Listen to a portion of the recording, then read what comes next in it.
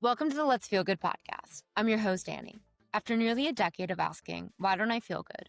I ultimately discovered the answers through simple changes to my daily habits. I've spent years healing myself and investing in health and wellness companies tackling the chronic disease epidemic. Along the way, I realized something important. True health isn't built through cold plunges, IV drips, or $30 smoothies. It's the small, everyday choices that add up, shaping both how we feel today and our long-term health. Let's Feel Good is here to keep it simple, giving you practical tips and swaps that compound into a lifetime of vibrant health. Thanks for being here. Let's feel good together.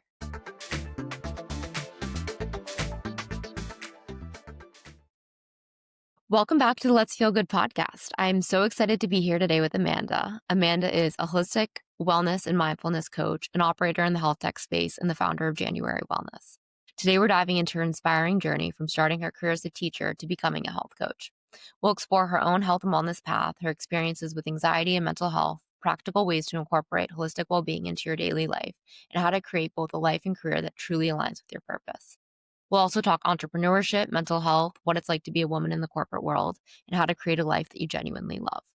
Welcome, Amanda. I'm so excited to kick things off. Would you like to start with a brief introduction to yourself? Yeah, absolutely. Thanks, Annie. And thank you for that great intro. I'm super excited to be here. I'm Amanda, and I love chatting about all of this stuff. So, I think that it's just such a great opportunity for us to connect and kind of dive a Yay. little bit deeper. I love it. I love it. I'd be so curious to start with just your personal health journey. I think Yeah. it's really inspiring. You started your career as a teacher and then you ended up shifting into the holistic wellness space, both as a health coach. You worked for a multitude of companies that a lot of people would know the names of and are very fond of, especially our community. Starting your own business, doing consulting for large corporations, becoming an entrepreneur. I would love to hear what that journey looked like for you and what inspired you to change course. Yeah, absolutely. So I I really love connecting with other women in this space, and I'm sure your listeners can relate to this. I have found that so many women in the health or wellness and tech space really started with their own health journeys. And there's always a why, right? Like a reason why we got into this field and got into health and wellness to begin with. I personally have had anxiety my entire life. And, 35 years ago, there was not as much conversation or awareness around anxiety and mental health really like out in the zeitgeist. And that was particularly true for my community and my family. Looking back as a little girl, I definitely was an anxious little girl and that manifested in different ways. And it really came to a head when I was in high school and in college. I was feeling very disassociated. And I didn't know that word at the time. I didn't know what that meant. I didn't even know still that I had anxiety. And I just felt like I was unwell, like I was going, quote unquote, like crazy or something like that. I just couldn't understand why I had such a hard time feeling good in my own body and connecting with others. And a real turning point was I utilized the counseling services that were on campus. And very quickly, within a few minutes, the counselor said, "You have generalized anxiety, and what you're experiencing is disassociation. And here are some of the things we can do for you." So she referred me to this is actually a psychiatrist. She referred me to a talk therapist and then referred me to medication. I hadn't been on any medication growing up. And she prescribed me, I think it was like 30 milligrams of Paxil. And I started taking it and hated the way I felt. And at this point, I think maybe I was an 18 or 19-year-old girl and, didn't was with the doctor for a few minutes, and didn't have much guidance about why she was prescribing this to me, a lot of support around dosages or what might be a best fit for me and for my body. And like I said, I really didn't like the way I felt. The blessing there was that I was able to really take ownership once I had an idea of what I was experiencing. I took it upon myself to start researching some other modalities of healing and ways to make me feel good and feel better. So I stopped taking the medication. And again, like not against medication at all. It was just, I wasn't in a supportive environment to make that work best for me at that time. So I started exploring other modalities. So it was the first time I took yoga and practiced meditation. I started different supplements and herbal supplements that are supportive for people with anxiety. really focused on movement and saw what an impact that that could have on my mental well-being, and that really shot me onto this path. First, it was just a real interest of mine in self-exploration, and I was doing it. Was doing it for myself. And as you said, I started my career in education, and during that time, we really struggled with teacher burnout. I was noticing a lot of young people at this charter school in particular who were just so dedicated and such hard workers, but were experiencing burnout in just a couple of years of working. And we had yoga classes at the school, some other wellness modalities, other fitness classes, things like that. And that was when I was like, I think there's something here. There really is a way to integrate these practices into our day to day, maybe even into our workplace. And it really inspired me to take the leap of leaving teaching and exploring this further as a potential career path for me. That's amazing. So you got a certification in functional nutrition. Did you go back to school? Did you Yeah. start working in the industry? What was your Yeah. first step? Yeah, my first step was so I left teaching and I went to Costa Rica for my yoga teacher training, which at the Amazing. time I would joke that if I was president, everyone would do a yoga teacher training, not to teach yoga in particular. I mean, I taught a few classes here and there, especially during the pandemic, but I just got so much, foundational life skills out of the philosophy behind yoga and was really a life-changing experience. And then I went back to school and studied integrative health at my alma mater and then did some online courses. This was like around the pandemic time. So was doing a lot of trainings online and then some in person. Really was just exploring. I got my Reiki master teacher certification. I did a tapping certification. I've done kind of everything, and at one point I was like, how is this all going to come together? Like, I feel like a jack of all trades and a master of none. And like, how am I going to integrate this into not just what I'm good at, but what I love to do? And that's where I found myself in health tech, kind of getting back into the corporate, well, really corporate for the first time space. And this was also when things were really booming in that space. So in 2020, there was a lot of growth, a lot of telemedicine and health tech companies popping up. And so there was a lot of opportunity to really explore the possibilities there and how I could integrate some of my skills. And it's funny, you say that Reiki certification and tapping and a holistic health certification and yoga, they're all these different things, but they are all so similar. Like So the thread similar. between them all. I'm curious, you say that if you were president, everyone would have a yoga teacher certification. What were a few of the biggest lessons or learnings, or what did you take away from that experience that you wish everyone could experience?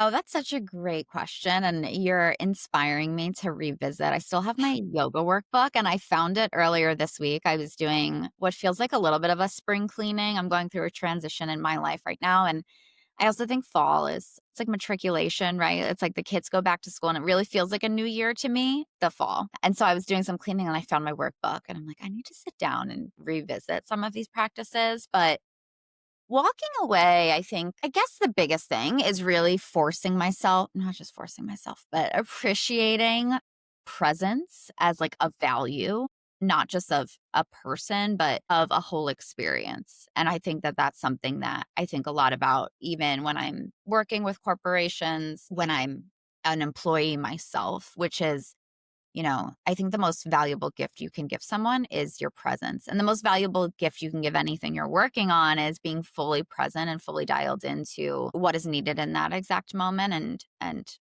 really grounding yourself in that value.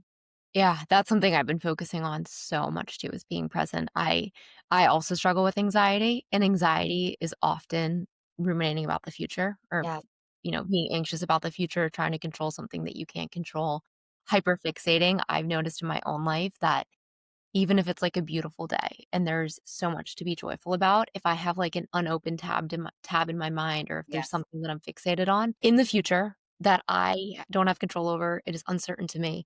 My anxiety manifests by Yes. robbing me of the present, by Yes. hyper fixating and spinning. And it's almost like if I if I don't stop focusing on it, it won't blindside me, it won't Yes. hurt me as much. If worst case scenario happens, well, I'm prepared, but what Yes. ends up happening is my anxiety is living in the future over something I feel I'm either incapable of or that I can't control, and it totally robs you of the present. And it's Yes. funny, this morning I was on a walk with my mom, up at my parents' house for the week, and it's a beautiful fall day. We're in the woods, which is, like, my favorite place ever, and all I was thinking about are, like, my unopened tabs. I know. And it's like, stop and look around, and I think that presence is honestly the biggest gift because the only moment that we have is right now. I know. And when we're not present and we're living in the past or the future, Yeah. we totally miss the right now. Yeah, Absolutely. I totally relate to all of that, and definitely something I still struggle with. Like I said, I'm going through a transition now with my work, and I found myself really just fixating on the future and like same exact thing. I think like if I can overthink every scenario that would happen, I'm somehow prepping myself or somehow, yeah, softening the blow. And, in retrospect, you're like, it never works out the way my anxious mind worries that it will. Like things will unfold in the way that they're meant to and supposed to. And I'm just wasting my precious energy by trying to control it with my mind. And so I totally hear you, and I think that, I just like so many of us really are going through that, on the day to day, and, everyone you encounter is kind of, fighting their own battle probably. completely. Yeah. Somebody told me once, or I read this somewhere, that all we have is right now, and if you're worried about the future and you're thinking about all the what ifs or how am I gonna deal with this if this ends up happening, 1, it most likely will never happen, and if it does, you've lived it twice. And by the way, if and when it does happen, it is only at that point that you're given the tools to deal with it, but you don't have the tools before it happens. So it's like this pointless battle in your head of trying to solve Absolutely. something that one doesn't exist, and if and when it does exist, then you will have the tools to deal with it. Um, and I find that to be comforting. It's like I think as also, like, type A people, you can live in this constant state of, like, hypervigilance, trying to control everything, trying to have foresight into the future. To me, my therapist is all the work that I'm so focused on is just letting go, being present, letting go, surrendering control, breathing in love, breathing out fear. And when I go through that kind of mental exercise, what it feels like is like I'm walking into the future with a blindfold on. And I'm like, "I don't wanna do this, like, take the blindfold off, I need to see." Yes. Reality is that we can't see it. We're And never gonna be able to see it. And no, as soon as we totally. can come to terms with that, I think we just let in so much more joy and peace in our lives, but, it's difficult. What have been the tools that have supported you most with your anxiety? Obviously, medication is a choice. I personally, have never decided to go on it either for a multitude of reasons. I think, for me, I struggle with anxiety more situationally, but I always try and revert to lifestyle, and I didn't medication route either, and I'd be curious to learn more about what tools you have in your toolkit that you pull from when you're going through a transition or big change. Yeah. Yeah, that's a great question. There's some things that historically have really worked for me. Again, going back to like supplements and the herbal. I've used all different types of things. I found early in my journey I was using valerian root, which was really effective for me. I'm blanking on the name right now, unfortunately, but there was one that I had started recently. I don't know if it was GABA. Just kind of like experimenting with herbal supplements. Movement is by and large the most effective for me. That could just be prioritizing my daily steps because for me personally, it's a vicious cycle. If I'm not getting enough movement, I'm not sleeping well. And then if I'm not sleeping well, my anxiety is heightened. And so those three are really, really connected. So a lot of time, especially if I can get my movement outdoors, that is definitely going to be like the biggest factor. Just being outside, getting my steps in, getting that movement in. And one thing that I love talking about is setting up your environment to support your mental health. Yeah. Um, I, it's funny. One of the companies I worked for we did coaching, health and wellness coaching, and it was supporting people on weight loss journeys. And one of the goals that we would set was around for sleep was around decluttering your space before you went to bed because um, of the mental weight that our environment really holds on us without us even realizing. And so I really prioritize making sure that my environment is setting me up for success, which is making sure that it just feels good. For me, that means that it's like tidy. It brings me joy. There's a lot of pink in my apartment, a lot of plants.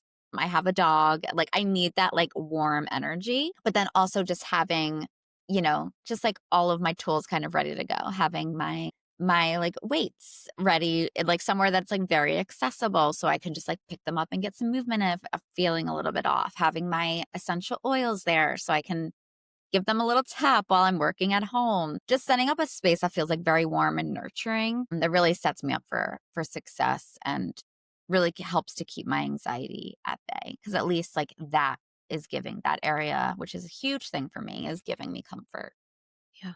Well, it also sounds like you set up your environment to have all of the tools that support you with if you feel a little bit off, or if you're feeling a little bit racy, or if you're not, kind of tapping into your body and you're more in your mind, you have your essential oils, you have your dog, you have like Yeah. color is a really big one. Yeah. You have your weights for movement, which like moves the energy for you. So Yes. like your space is aesthetic and it's calm and it feels like you, but you Yes. also have all of your tools ready Exactly. for you for when you Exactly. need. Love to talk. We all know how good movement is for us. Mhm. Um, I always say the biggest things that shift my anxiety or move an emotion through me that I'm trying to detox Yeah. are nature and walking. Yes. But I love from a more clinical, you're a health coach, your Mhm. perspective, why is movement so important? Yeah, absolutely. I forget the exact number, but emotions only stay in our body. I feel like it's 90 seconds or less or something like that. That is like the amount of time that we actually experience an emotion. And then anything outside of that, like prolonged suffering, is us holding on to it and ruminating on it. And so exercise is such an effective way to move that energy through us, right? Emotions are just energy in motion. And, being able to intentionally facilitate the movement of that energy is really important to me. Do tend to hold on to things. I do tend to ruminate. I have anxiety, right? I can get stressed out and I care. And so like I can focus on things that are not productive for me sometimes. And the ability to move my body, to get outside and move my body always really helps to move that through. Also, going back to presence, I'm pretty intentional about not using my phone or listening to music or podcasts when I'm outside and walking. Sometimes I do because like my goal is just to maybe break a sweat and walk fast. But most of the time, it's really more about being grounding in like the present moment again. I Mhm. live in New York City, but I'm very close to Central Park. And so I have really the best of both worlds where I'm able to kind of like get into nature, like get out there and touch grass, and like get off my phone. But then I'm also can be in the city and like take my earbuds out and like there's so much stimulation that I need to focus on the present moment. And maybe it's even like just for my safety, but like actually I think that that could be a good thing, right? It's like grounding you back into where am I actually at in this current time and space and just get, just get out there and that's always the most effective for me too. Movement is the best. Explain a bit, because I also experience the same thing, is when you really, really care about something and Yeah. you can't control it, you don't know the direction it's gonna go. Maybe the situation isn't totally you don't have an answer yet, you're waiting for an answer, you're waiting to see how something shakes out, or the ball's just not in your court, but it's something that's really important to you. It's something that you feel, very strongly, like, should go in a certain direction. But you don't have control over it, and I think that that is, like, often the source of so much anxiety, situational anxiety at least. Yeah. How how do you practice and how do you teach being able to let go and not get stuck? Because I think with a situation like that, sometimes it's so easy to just keep ruminating, keep thinking about it, keep trying to hang on to it, and then we can get stuck, and then the depression comes in, or the really heightened anxiety comes in, or it starts affecting your day-to-day life. How do you let the emotion go at 90 seconds or whatever it is and just say, "I've done what I can. It's not in my hands anymore," and, like, freely continue to live your life. Yeah, listen, It's it's hard. so much easier said than done. I have all, like, this experience and have worked with so many different clients, and it still comes up for me. Over the summer, I went through a period where I was really struggling with that. I was feeling like my priorities were shifting in, really positive ways, but it ended up I felt like I was really in a funk because I was wanting and looking for changes in my life that I don't have control over, right? Like calling in partnership and, new opportunities and things like that. These things will come when at the right time and when it's supposed to. And I can't control the timeline around that. And I definitely still struggle with that.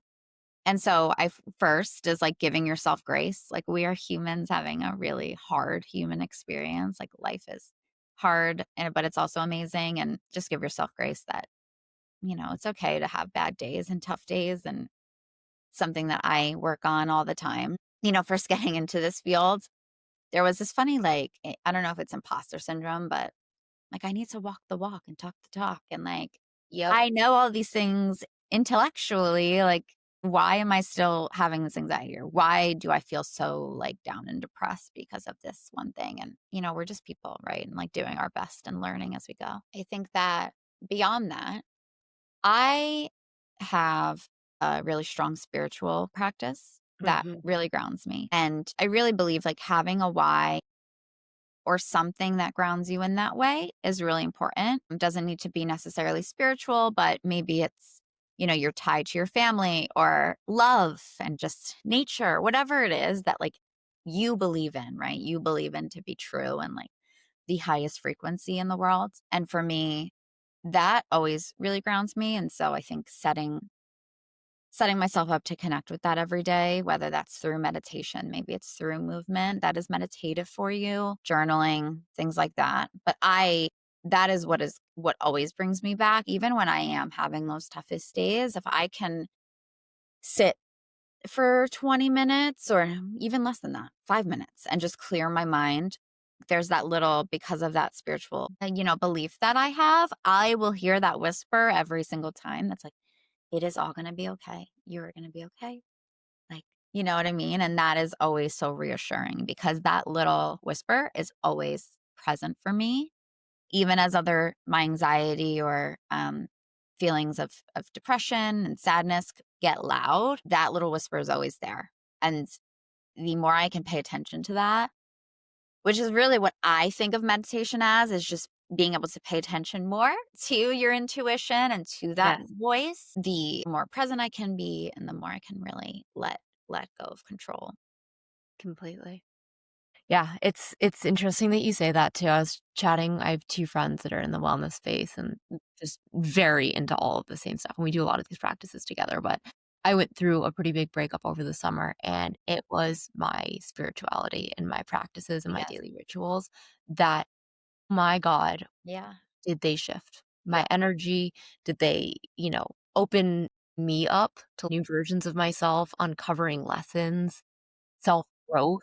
I feel like spirituality can just absolutely catapult you into all of the best things, all of the right places, but I think more than anything, it grounds you in, like, the truest version of yourself, and it gives you 100 this undeniable faith that you are always gonna be okay. 100%. Um, but I couldn't agree with that more. Like, every morning I wake up and I do a journal speak practice, which is just you write unfiltered for 10 to 20 minutes, and then I meditate, and it's interesting because when I was in high school and in college and even, like, up to the past I really started this practice the past 3 months, but even before that, I could sit down and meditate for 2 to 3 minutes. Now, I don't time myself, and I come out of it, like, 30, sometimes 40 minutes later, feeling just, like, heavy and embodied and grounded, and I think spirituality, whatever you believe it is, like, one of my favorite books is A Yeah. Return to Love. It can Yeah. be God, it can be love, it can Yeah. be your faith, it can be Yeah. your highest self, it can be your spirit guides, whatever it is like that practice, that ritual, that connection, I think is one of the most grounding and calmest feelings that you can have. Absolutely. And it helps you because you're able to let go of control. You're able to let go of the rumination of, Yes. I want all of these things, but where are they right now? How do I solve for them? When you have real faith in that practice, Yep. you know that, like, all of the things that you desire in life are for you and you have them already. They exist within you and you're being guided to them, but you're able to, like, enjoy the journey on your way to get to them because you're not like, "Where is it? Where is it? Where is it? Like, how do I get it?" Just, like, let go and let it come to you. Absolutely. It's amazing. I love to remind myself too, like the reason you want something so much, or really feel like a longing towards something is because a future version of yourself already has it. And I find that to be very comforting too, in that, sometimes I'm a Capricorn and I'm like, what do I have to do? How hard do I have to work for it to come now? Like I want it Yes. tomorrow, but reminding myself that yeah, it'll come at the right time. And then, how can I just set myself up for success and like support myself on the journey to get there? And I love Gabby Bernstein, and she talks so much about what is, like, the next right step. It's if you have this vision of a Yeah. partnership, of a life, of a dream career, of moving across country and opening a whatever it may be, Yep. it's sit in it, like, Yep. embody the energy of that life, of that happiness, of that joy, of that feeling, of that connection, Yep. and then just be so freaking excited that it's coming. Like, know that it's coming with every cell in your body, For and sure. then live today of just, like, what is the next right step? Let's move towards joy, like, what feels good? And I think when we just, like, are constantly making a food decision out of, like, alignment with what our body needs or saying no to a plan because it just doesn't feel like what we wanna do that night. It's like those micro decisions compound over time to guide us into those bigger visions that we wanna call into our life, but our work isn't creating them overnight. Our work is making those intuitive next right decisions that over time align us into the bigger pieces of our life. I love that. I needed to hear that today. I'm someone who I have always, not always, but like in the last few years, like since really going down this path and like exploring what is possible for me, I've had such a strong vision, like very clear of what like my highest self looks like and feels like and what that life looks like. And I have like very big dreams, but dreams that are very clear to me, like tangible. Like it's like I can feel them. And so that's amazing because I know like some people really struggle with that, right? It's like you haven't really been able to tap into like what do you want and like what do you want to feel day to day, things like that. But then it's like letting go of like how am I going to get there because it feels so big, which is to your point, focusing on, just like strengthening my intuition and like what is the step I just take today to put me to like align me to that path, not put me on that path. I'm already on that path, but making sure that I'm like staying aligned. Yeah.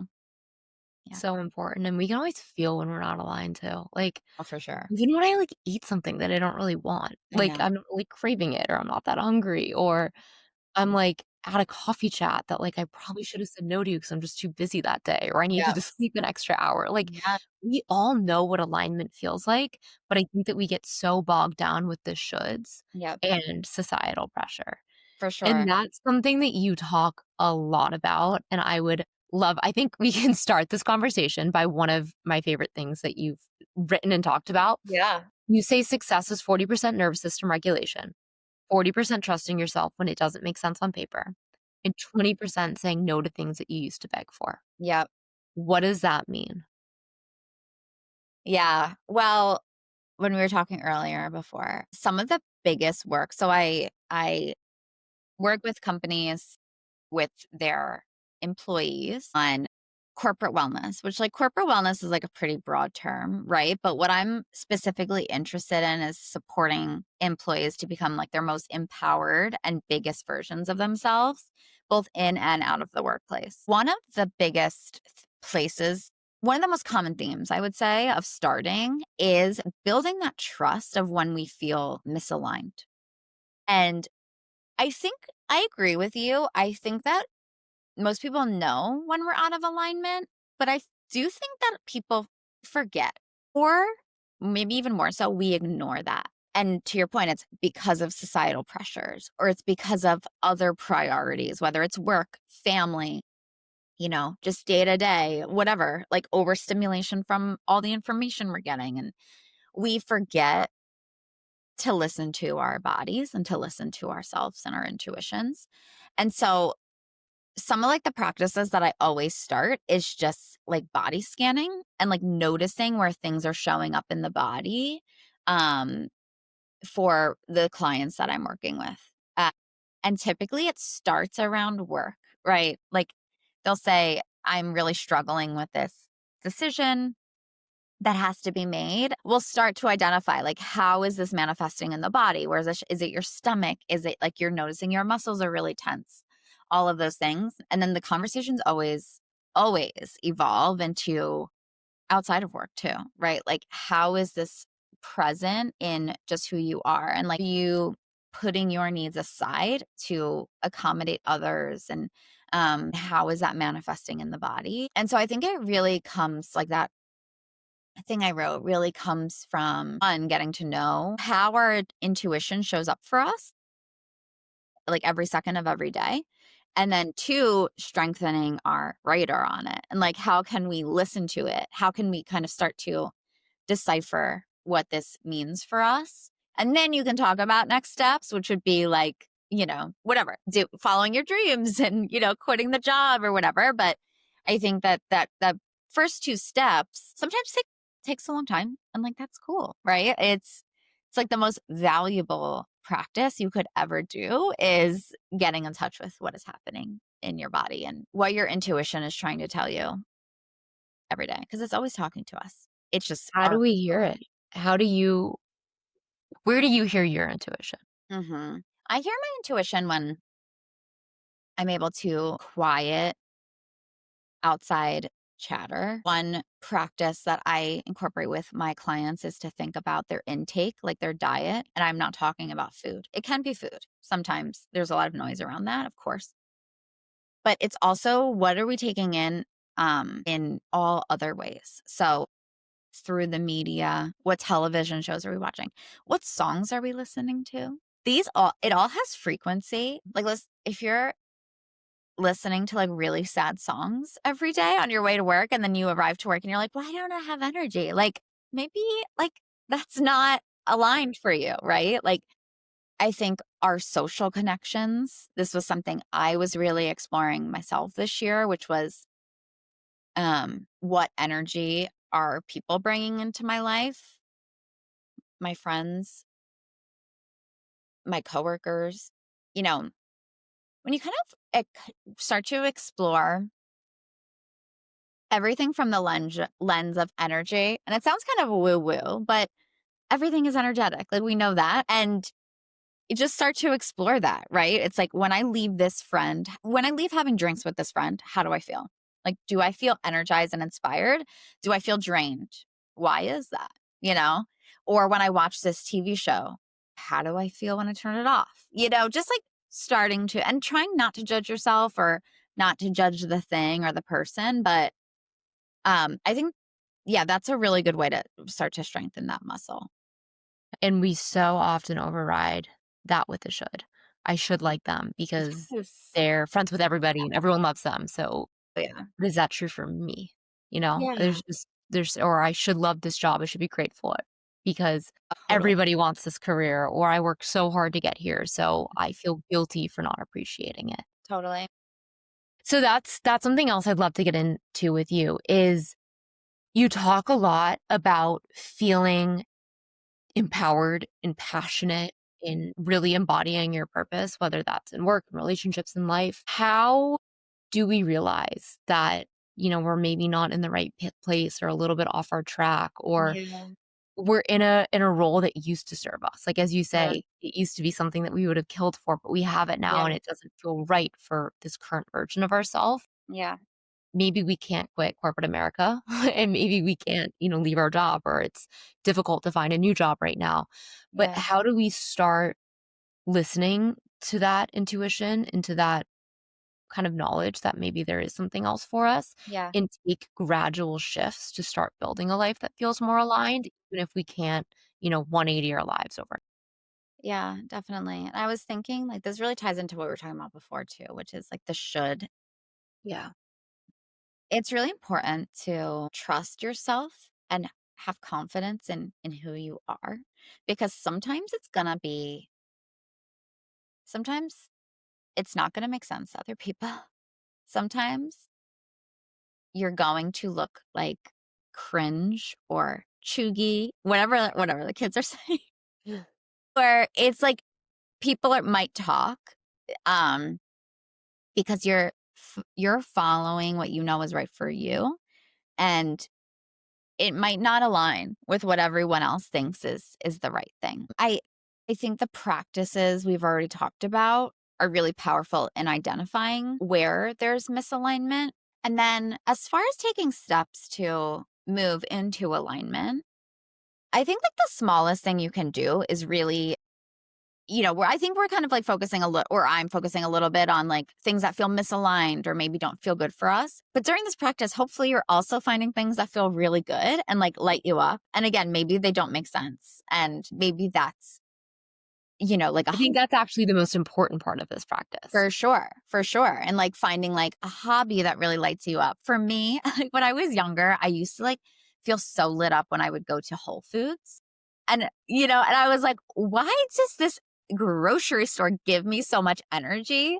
And looking back, it was like eventually became a wellness coach. And like I also like really value like convenience and like luxury and like you know what I mean? Like you end up finding like who your core values, what your core values are. And, to like tie into these things where you're like, why am I getting so excited about a grocery Wait, store? that's really funny, but really true. Isn't it true? Like, yeah, I was like, this is so weird. Like, do I need to like work at Whole Foods? But like, it's because, there's certain values that I have that it aligns to. Right. And, so I think finding also the joy and just finding ways to really prioritize that. I also work with a therapist whom I adore, and there are some things maybe in life that like are going to drain us and there's not much we can do about it and not much we can do about it right now. But like how can you fill your own cup Mm. so that you are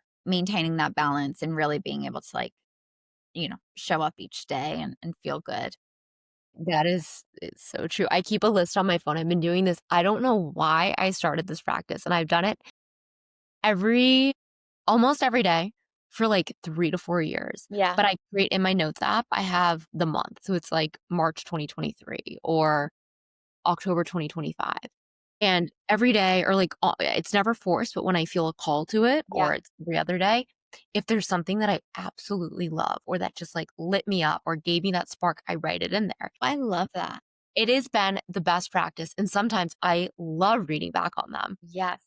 but sometimes it's literally like a venti blonde roast from Starbucks on a crisp October morning before I start work, and it's like and it's so real, like, to me, Yeah. I'm like, "Yes, Yes. that makes me feel so good." Other times, it's like baking cookies with Who Gems at 5 p.m. when it's I love kinda it. cloudy out. Like, it's these specific vibes and moments. It Yes. could be a friend, it could be a podcast, it could Yes. be a wellness leader I'm super into, it could be a line of my business that I'm building, it could be a specific type of salad I make on repeat, it Yeah. could be a person. Often some of the same friends show up list after list after list. No.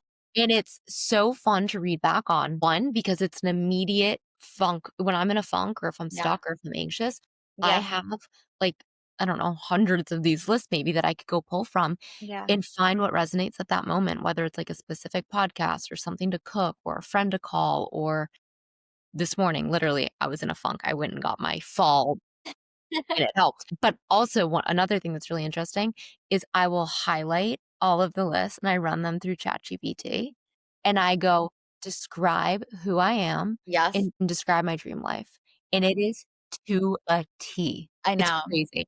No, Yeah. So that's the list that that I love. I love that. I did the exact same thing. So I do you use To Be Magnetic? Look, Okay. yes, Okay, of course. obsessed. And I think it was like the beginning of this year, I did like the core value exercise. And Okay. I did something very similar where I was just like writing up all of the things that lit me up. And, it helped me.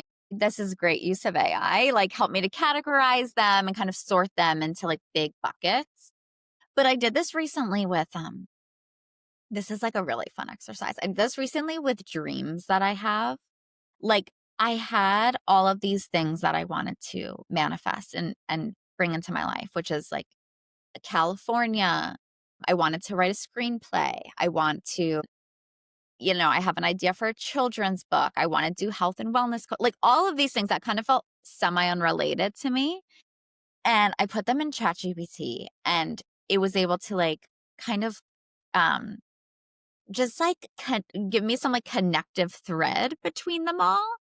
And then you can even dive deeper, right? Which is like, how can I position my branding or my business to align with these things that like on paper might seem unrelated, but actually they're not. And like, it's just what makes me me. And like, again, I think like a common thread for me always is empowerment and really being able to experience a life of freedom and, using your voice and luxury and all of those things. And those are all just different vehicles, or modalities to get there. It's so true because the thread line is like your essence. That Exactly. is who you are. Yeah. But all these different modalities, Yeah. exactly as you said, are like the vehicles to express them. I Yes. love that. That's an awesome, awesome exercise. Yes. Yes. It's really fun too because it allows us to dream, right? It's like since we were kids, maybe we haven't been asked. Like, I love to ask people that, like if you could do anything, like, what would you do? Like, what are your biggest dreams? Like, that's what I want to hear from people. And so, and I think that like just holding space for that and holding space for that for yourself is really powerful. And it's so true. I mean, I spent years in private equity venture capital, living in New York in very corporate environments, and everything was a plan. It's, you graduate from school, you go into investment banking, and then when you're Yeah. done with your 3 years, you move into private equity, and then you try and make partner. And so often, I would talk to people or just observe, you're 40, you're 50, you're 60, you're 70, you wake up, and it's Yeah. like, my God, Yeah. whose dream was I chasing? Or why did I set a plan as a junior in college, probably determined by what everyone else around me was doing, and just follow that all the way through? It's like we really get one life.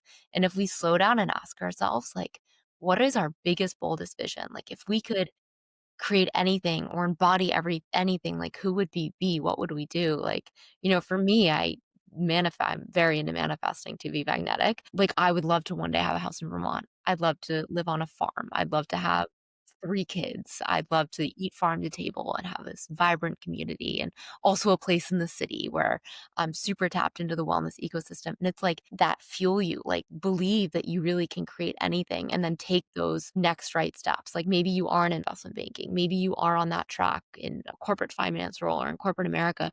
What do you do on your weekends? Like, can you create a side hustle, or can you go take the art class, or can you go take a weekend trip somewhere that like feels so aligned with you? Yes. We can create our realities, and sometimes it's not overnight, sometimes it takes years, sometimes maybe that dream is, like, a portion of our life and not our entire life, but we do have the ability to call in and become anything we wanna be. I have a one of my best friends is so incredible at this. She's in her late 20s, she's currently single, she's currently living in New York, she's currently in, kind of the corporate world, and she speaks as she goes, "Oh my god, I know.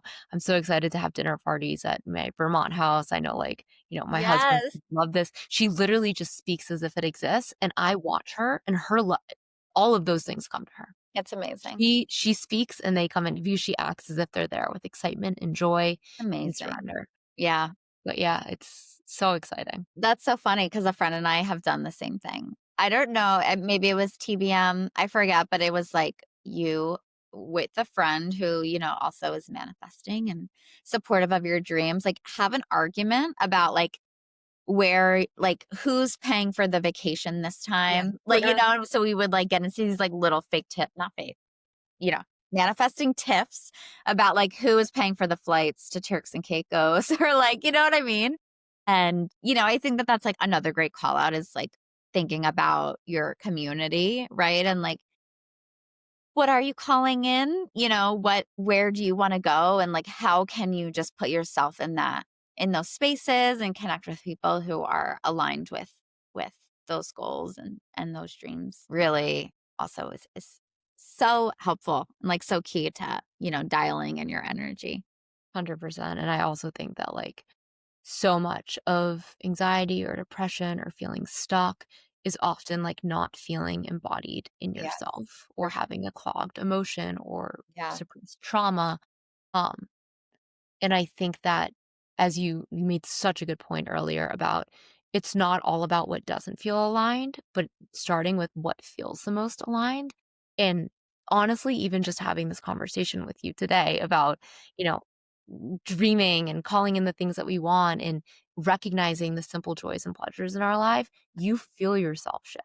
You yes, feel that chest tightness, definitely. you know, unknot a little bit, and you can, like, feel yourself elevate, and that's literally your energy rising, Yeah, and I think that leaning into joy is one of the quickest ways to to if do we're that, gonna give tips for anxiety or mental health, for sure, honestly, like, leaning into joy and who you really are, I think is one of the biggest levers to for sure, feel your lightest and your best and your most for vibrant. sure. And it's just good practice, right? It's like there's some areas of our life where it's so easy to see how how energy shows up for us, like everyone knows the feeling of like you walk into a room and the vibe is off, right? Like Yeah. everyone knows that feeling.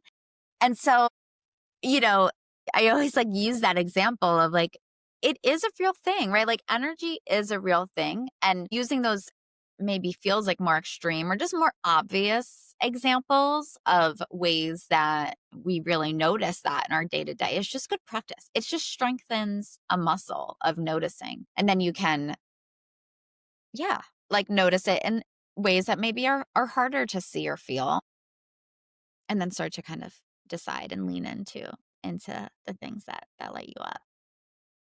I love that. I love that, and color is a big one too, and pink, we're similar in I that know way. we both. I'll tell the listeners because this is a Yeah. funny little synergy, but, Amanda and I both showed up to this podcast in pink, Yes. and when she started, she was saying I said, "Oh, I love your sweater," and she said, "Oh, my favorite color is pink." She mentioned, "Your apartment is very Yeah. pink, it's something that grounds you," Yeah. and I always write notes to prep for the podcast with, Yeah. like, my intro and our rough draft of questions, whatever, and I put an emoji that just feels intuitive, it feels, like, right for that person. Yeah. For Amanda, I put a pink radiant heart that is the color of her sweater and her favorite emoji, and I Yeah. didn't know, so My favorite that's emoji. alignment right there. No, definitely. I know. And this is like a whole nother podcast. We'll have to do another. But Yeah. I've also been leaning into my inner child, like doing the inner child work and exploring things that really lit me up when I was younger. I think that that's a really powerful tool of like your essence. And, if you're confused about, what is my purpose and what do I want to be doing day to day? Think back to what were your favorite things to do when you were a child or when you were 12 years old or as a teenager? What were your interests? And I've really been leaning into that over the last couple of years and listening to music that I used to listen to at that time. Leaning into like, used to love like Barbie and like Paris Hilton and Mm, like all of yeah. the like hyper feminine things and have really just been like leaning back into that. And what's interesting is that I live in New York and I find it, I've set my life up to be like, it's very masculine. New York is a very masculine city. I live by myself. I'm like hyper independent. And I have just found that like I'm in this phase of my life where I'm leaning and really wanting to call in more of the feminine energy. And, the pink, I think just helps me ground in that energy. So yeah, very powerful for sure. Yeah, I love that. It's New York is I was as you said that, I was thinking, I was like, cities do have an energy, and New They York is definitely there. do. You kinda have to have a masculine energy to be in New Oh York. my god, I know. It's a lot. It's so it's funny. We just have these different phases of life, and I've been here, it'll be 10 years. That Wow. I know, and I've been in this apartment for 5, which I cannot believe. But yeah, it definitely is, and, I feel this call out to LA, and, I've been kind of exploring that, like, why is that? What is the energy there? Probably a little bit more feminine with the nature and, just the ability to just be outside in itself is gonna cultivate some of that feminine energy for me. So, Totally. um, yeah, it's interesting. I love it. I love it. Well, I love to close every episode Yeah. with what makes you feel good. It can be any. First things that come to mind is my family. I'm so blessed with an amazing supportive family that really like just supports me and like my path to discovery. And my mom in particular, she has really empowered me to just explore these different versions of myself and to be independent and to take my time making life decisions and yeah, just to get out there and experience the world. So I'm really grateful for that. And then with that, also my dog, Cosette. I'm a big animal lover and she really feels like a soulmate to me. Just like that's a whole story in itself, but the way that I found her and we are just like, she's just the best. So, Kind of yeah. dog? She's a long haired chihuahua. Yeah, she's so cute. And she goes everywhere with me. She's a good little traveler. She's a Scorpio. So, like, astrologically, we're extremely compatible. I love But I really feel like we were like connected in a past life or something like that. Like there's definitely something there. So I love her. I love that. Yeah. I love that. That's amazing. Well, thank you, Amanda. Where can everybody find you? Yeah, absolutely. So I post a lot of content on LinkedIn. I'm particularly interested in bringing wellness into the corporate space and supporting women who are, maybe like high powered, high performing women in the corporate space. And so you can find me on LinkedIn. My name is Amanda January. You can connect with me there to kind of start to dive into how these things can integrate into work and into life. And yeah, that's probably like the biggest platform right now. We have talked about this a little bit, but exploring, all of the ways that like social media impacts our lives. And so I've really found LinkedIn to be a powerful connector with women and community who are really hoping to integrate this part of life into our work. I feel like work-life balance, right? Like they can't be separate anymore. It's like we're moving towards integration. Oh, and I think putting that content on LinkedIn is so important because Yes, everybody needs to see it. I It know. needs to be more of a conversation. And I always say this, but I had this whole not gripe, but I spent 6 Yeah. years in venture capital, over 6 years, and it was just so fast paced. Go, go, go, go. And I was an accelerator in New York City, and I was Yeah. sitting at my desk working with like 200 founders that were just building, staying up till 3 a.m., thinking they needed to raise immediately, that harder was always better. And my focus in BC was working with female founders, mostly focused on the health and wellness space. And I remember going for lunch or having a conversation with one woman, and she's like, "I am just so tired." And I said, "Well, why don't you go home and take a nap?" Or and she was like, because I can't leave the office. And I thought to myself, I was like, somebody set this pace in Yeah. our society that harder is better, that if you have a playlist you listen to at 3 a.m., that means that you grind more and that you're Yeah. going to be more successful, that you're more investable, that you're more hireable. And whoever set that, it became the norm and everyone follows along with it. But I think we need to collectively as a society redefine the norm that harder is not better, and balance and boundaries and softness and passion and purpose and family and things outside of work actually make you more successful in the day to day. For But sure. it's like this collective narrative that just needs to be redefined. I know. I appreciate your content and I appreciate Thank all the you. people that kind of speak out about the importance of this. And my hope is that it becomes more and more normalized, Yes. and accepted because it's Yeah. critical to our well being. I know. I totally agree with you. One more quick shout out. You just made me think of I work with Courtney Johnson, who does like a lot of content and brand creation and coaching. She's amazing. I found her on TikTok and she does content clubs and spaces where people can come together to support each other in building their own brand. I love that. She's great, but she posted something that AI is going to create this shift because, Mm. we no longer have to, well, in theory, we no longer have to like work harder, right? AI is going to enable a lot of that work for us. And she posted, I think it was just yesterday, that what is going to be the most powerful thing and really set you apart is emotional intelligence. And that there is going to be the shift in like leadership and in the most powerful and in the most successful because AI is going to take a lot of the burden off as far as workload. And what is really going to set someone apart as a leader is their ability to connect with others and their ability to balance and think smarter and to, utilize these tools that we now have with all of this technology. And so I definitely agree. And I think that it's going to set workplaces apart to be able to utilize AI, but also to incorporate wellness and and these practices into the workplace so that you can really optimize your teams. Completely. Completely. I totally agree with that. I always say the most successful people I know aren't book smart, they're emotionally intelligent. Absolutely. It is the biggest skill because at the end of the day, business is just building trust, being a good Yep. person, building Exactly. connections. Yep.